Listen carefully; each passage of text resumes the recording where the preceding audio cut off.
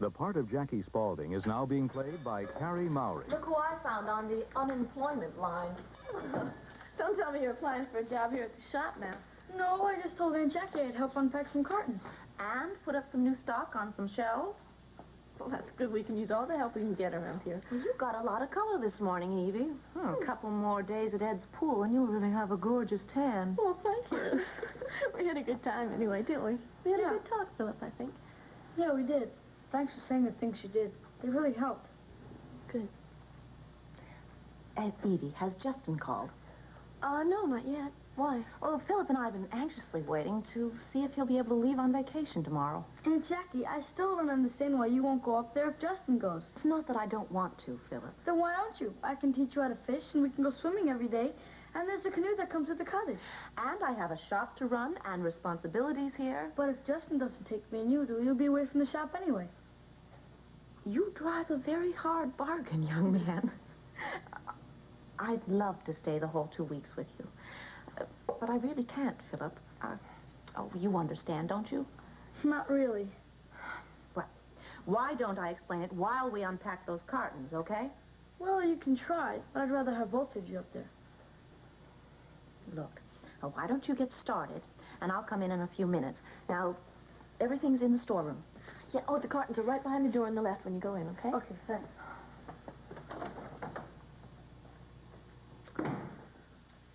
Well, Jackie, I think helping share some of those responsibilities of taking care of Philip is good for you. Well, it's been so much fun.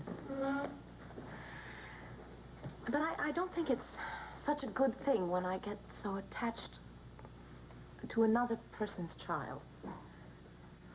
But you were always so close to Philip when you were married to Alan. Well, you didn't seem to mind then that he was Elizabeth's child. Well, when he dropped Philip off, Alan said he saw you at Ed's. Yeah. Did he mention anything about what happened with Hope and all? Oh, did he? I don't think I've ever seen him so thrown by anything.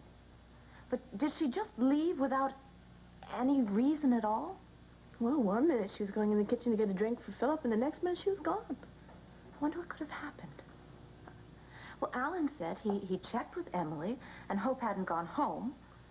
No, and Bert was pretty confused about it, too. She really didn't know why that Hope would leave without saying goodbye to anybody. Something must have gone wrong. Oh, well. Knowing Alan, he'll send the bloodhounds out and have her back in no time. Hey, Jackie, these things are heavy. All right, I'm on my way, Philip. Let me help. You need some help? Oh, no, I can manage. Thanks, anyway. Okay.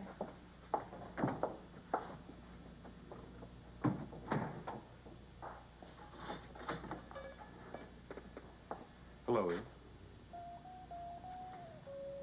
Ross, how are you?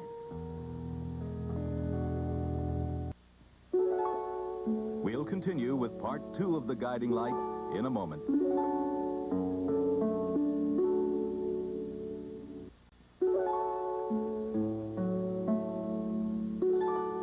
The Guiding Light. This...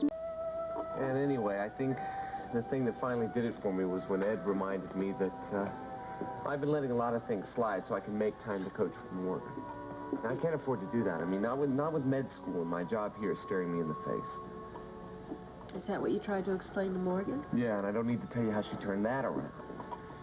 Well, I think Tim will understand. He's a lot less emotional about things, that's for sure. Well, a lot less emotional, except when it comes to Morgan Richards, and I think he's a little overly emotional. I mean, last night, for instance, he would have never taken her to Dante's if he'd been thinking straight. I only got myself in more hot water by suggesting they leave before somebody sees them. Well, like I've been telling you. Told you so. Yeah, I know. Oh, excuse me. Hi, Bert. Bert, sit down, join us. Just for a minute. Thank you. I understand you all were over at Ed's swimming today? Yeah, we were. Kelly, have you gone back there at all this afternoon? No, why? Well, Hope and Alan were there with Philip, and suddenly Hope left, and I haven't been able to find her. Well, that's strange. Have you tried her office? Oh, yeah, several times, and I've been driving Alan's poor housekeeper crazy all afternoon. thinking that she might have gone home eventually. Well, maybe she just had a decorating job, you know, something to keep her out all day. No. She was supposed to work on Alan's office today. And, of course, Alan keeps leaving these important meetings to call me to find out whether I've seen her or heard from her, no? I hope she's all right. Yeah, so do I. It really isn't like Hope to run off like that. Well, she may have run off, but she's back now. She just came in here. Right there. Excuse me. Darling, are you all right? No, I'm not, Grandma. I'm not all right at all. Honey. You may not believe this, but I really missed you. I'm sure I believe that. I mean, you know, Mike's been away. I know he's been working very hard now. Yes, he gets back this afternoon in about half an hour, in fact. Oh, that'll be nice. It's good for you. Yes. You know, I stopped by to ask you to have dinner tonight, maybe go out for a movie, but, looks like that's not going to work out now. Oh, I'm sorry. That would have been nice. Yeah, I'm sorry, too, but I may have to fly to London tonight, if I can square things away with Mike. And if not tonight, tomorrow morning at the latest. Well, that sounds glamorous. Oh, listen, Jackie's in the back there with Philip. Why don't you go talk to her about some real in places to go or something when you meet her? Eve, look, this is not a pleasure trip. I mean, it's strictly business. I should have known. Now, come on, I do occasionally think of things other than business. Like what? You. I think about you a lot. Ross, you really don't have to say that just because we haven't seen each other. No, that's not why I'm saying it. Now, look, hopefully, after I get back from London, I'll have a little more control over my life. And we can start seeing each other again, more regularly. I'd like that. So would I.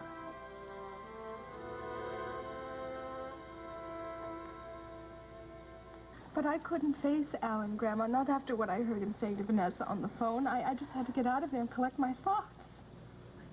Hope I understand how hurt you must be, but it's too bad you couldn't just confront Alan then and there. Then you wouldn't have had to go through this agony all afternoon. But I couldn't.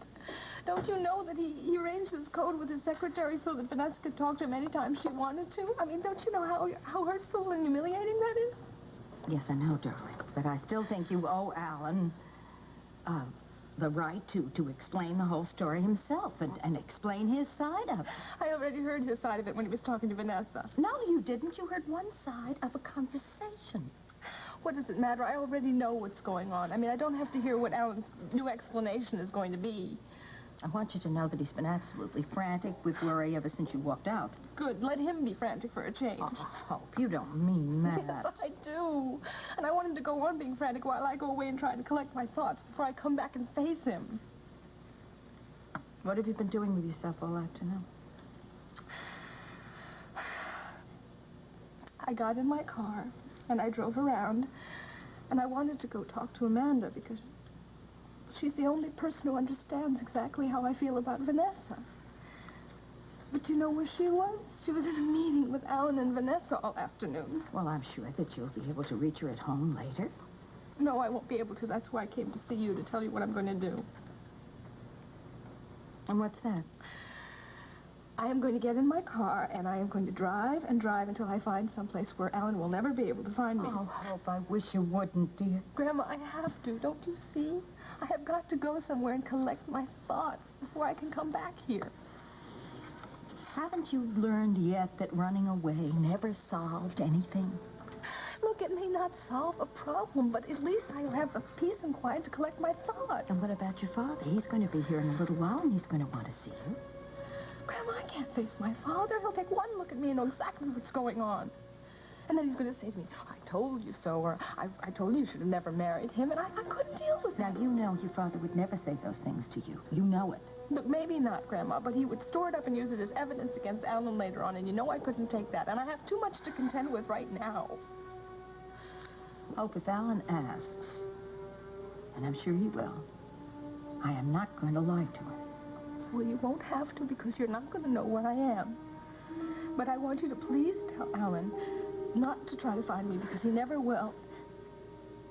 And I want you to tell him, and I want you to make him promise that he won't tell my father. And when will you be back? You must have some idea. When I finally decide if my marriage is worth trying to save or not.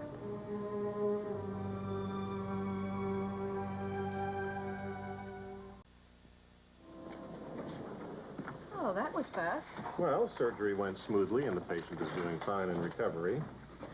Good. Oh, you asked me to remind you Lucille Wexler's coming by at 7. Oh, that's right. Well, that gives me an hour to wait for her. Well, if you'd like, I'd be happy to call her up, ask her if she could come in earlier. No, that's all right, Hillary. She probably couldn't get here much before 7 anyway. Okay. Well, I'll just have her come right to your office as soon as she gets here. Good. Look, I will be down in the Jackie's shop if anybody's looking for her. Okay.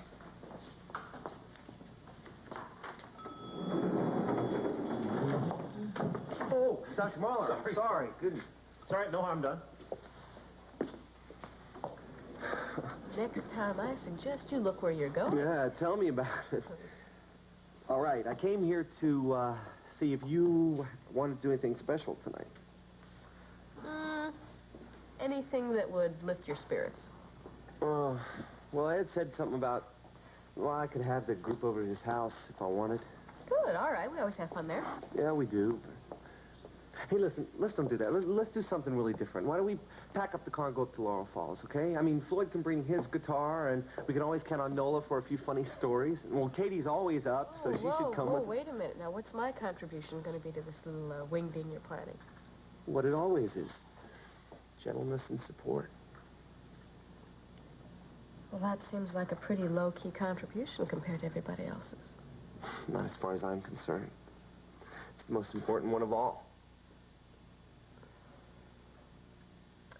Okay, I'll tell you what. Why don't I call Floyd and Nola before they make other plans, all right? Terrific. And I just saw Katie down the hall, so I'll go tell her. Man, tonight I just want to hoot and holler and forget everything else, okay? I'll see you later. Bye. Hi, is this the Ridgeland boarding house? Yeah, I wanted to speak to Nola. Oh, hi, Nola. I don't recognize your voice. Oh, Bert, I was just going to have you paged. I've been in a meeting all day, but I've been in touch with Emily. Well, I called there several times myself. Yeah, I just tried calling from the lobby. There was no answer, so Emily must have gone home for the day. And Hope still isn't there. Alan, Hope came here to see me. She was very upset. About what? That's what I don't understand. Well, I'll explain her reasons later, but she's made a decision, and although I don't agree with it, I did promise her to pass the message along to you. What decision? Hope's going away for a while. Going away? Where? Well, I don't know, and frankly, I don't think she knew herself when she left here. But why? Well, she feels that she needs some time to think.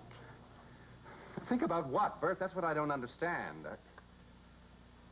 Alan, Hope said that she feels she must have time to decide whether or not her marriage to you is worth saving.